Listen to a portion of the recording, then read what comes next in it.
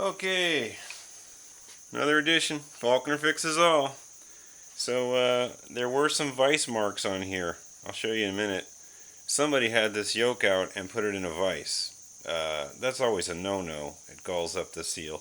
I've used some 400 grit and cleaned this up really nice. Like you can see the wear. I measured it, and this tapper is correct.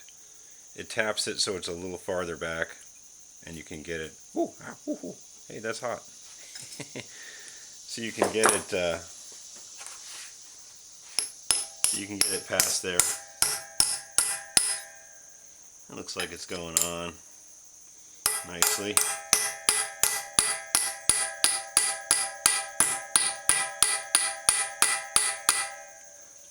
Here's my whole shaft. Yeah, you know, pounding on a U-joint, probably not good. I think it can handle it though.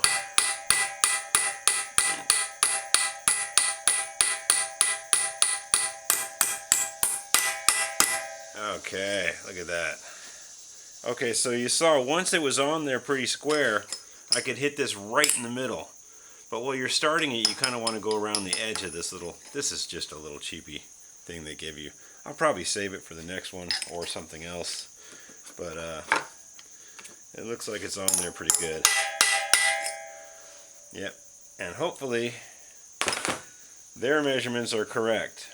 Now, it looks to me that it has to go further because this is a slip yoke.